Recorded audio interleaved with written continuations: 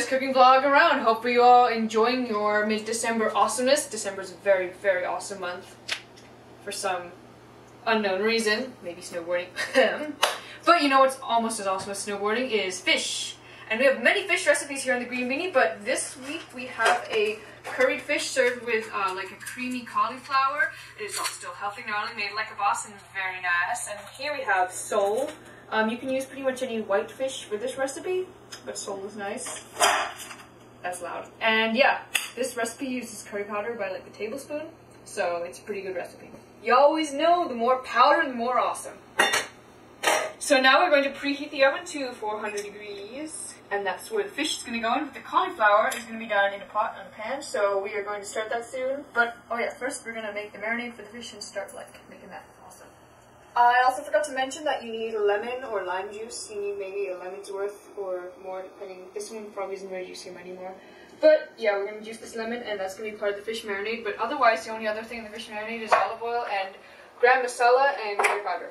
So like I said, the rest of the marinade, we just have 1 to 2 tablespoons of olive oil. Just like, I don't know, an amount like that much. And now, we've got garam masala. We're going to add maybe 1.5 tablespoons of that. And curry powder. So this curry powder is basically, it's got like turmeric and, I don't know, there's a bunch of different kinds of curry powder you can use. But, you know, as long as you use some and you use like a lot. So again, like maybe a tablespoon of that stuff. We want enough marinade to cover the whole fish. Just mix it around until it forms a nice paste. So you might want to add more powder or more lemon juice or more oil, depending on what kind of consistency you got. But this seems like a nice consistency right here. So we will start putting it on the fish. So yes, we got the fish laid out in a pan, kind of like this. It's a clean oven pan that can go in the oven, because that's the only way you're going to cook it, by putting it in the oven. So, just put the marinade on, and you might want to get your hands into this after you poured all this out. Just, by the way, this is like all defrosted fish. If it's frozen, it'll take a little longer to cook.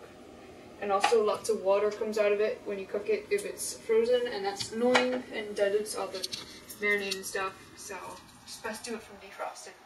So just put the marinade all over the fish. You can get on both sides. So you've covered all of it. So we are not going to put this in quite yet because it only takes less than 10 minutes to cook. The nice thin sole fillets and overcooked seafood is the sign of a total noob. So we're going to cook the cauliflower thingy. We're going to turn the stove on to about medium or so. And while you're waiting for it to heat up, you're going to take your onion of awesomeness and you're going to cut it up like a boss. So that means into really small pieces. But before we even cut the onion, we are going to get out some coconut oil. I mean, if you don't have coconut oil, other oil will work. Just a little bit in the pan. And that's going to melt and heat up nicely. And now cut up the onion and also get out some garlic. And we're going to add that right after we add the onion.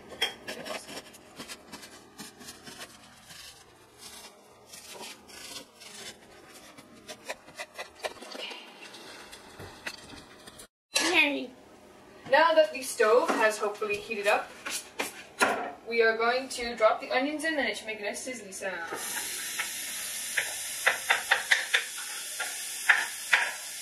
And now it's time for garlic. Woo! So we just need a few cloves of garlic and we are going to cut them up and add them with the onions. And the onions are going to take a few minutes to cook, so you just need to keep an eye on them and make sure that they don't burn or anything, because while we're waiting we're just going to cut up and wash the cauliflower. And you can also add some crushed ginger if you want. You can either be fancy and grate real ginger, or you can be lazy and add like not real ginger. Well, I mean this is real ginger, but it's like crushed and in the jar.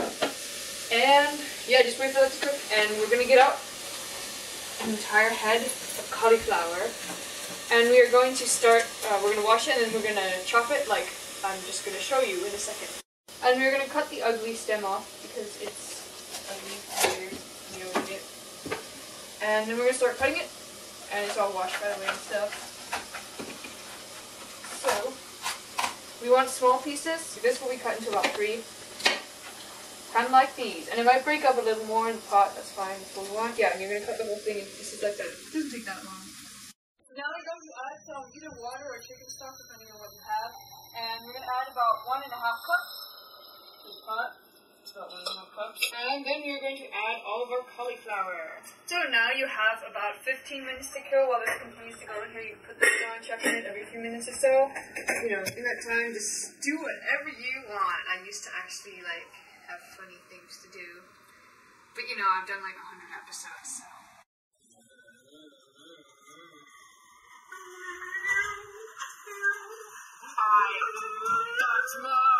Okay, it's been 15 minutes since we started this cauliflower awesomeness, so we've got about a tablespoon of brown masala left. We're going to add that, and we're also going to add this the same curry powder with turmeric, give it some really nice color. And if you're feeling like spicing things up, you definitely want to add just a little bit, maybe a teaspoon or so, of tandoori, which is really spicy and also really red, and it makes it like red and gives it a really nice color. And I don't know if I mentioned this at the beginning, but we've got we have to make it kind of sweet using some kind of really soft sweet fruit. Kind of this is a persimmon. Just like this, a few episodes ago I did persimmon special because we have so many persimmons. Well, we still have a lot of persimmons, so I'm going to use one really squishy persimmon. Or you could use like apricots or peaches or something, as long as it's like soft and squishable. But you know, in December you're probably not going to find apricots or peaches. But persimmons, that's what I've been using. And we're just going to cut that open and scoop it out straight to the thing.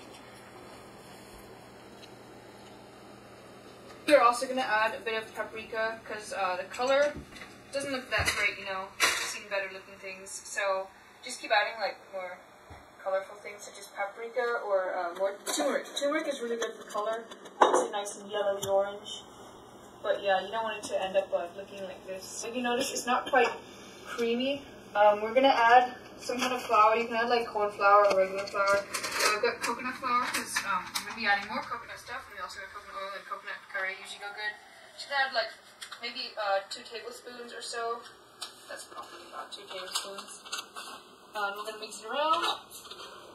And even if it still doesn't seem creamy, do not worry, because we will be adding coconut cream at the very end. Once you've mixed it around real good, let's put the lid on, mix it for another 10 minutes or so while our awesome fish cooks. So this will only take about 10 minutes. So you're going to put it in the oven, still heating to 400, and set the timer for 10 minutes.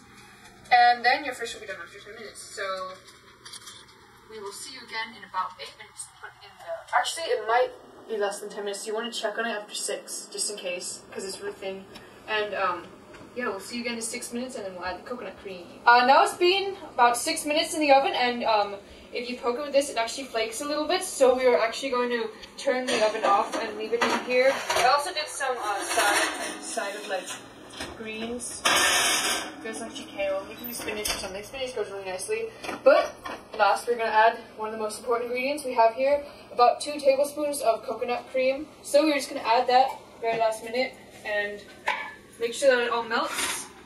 By the way, this is looking like a very much nicer color than it did before. And the coconut cream should make it super uberly awesome. And after all the coconut cream is melted, then you can just spoon it out onto a plate and put the fish right on top. And here I have some chopped cilantro, and I'm going to sprinkle some of that on top. And you have a meal like a boss.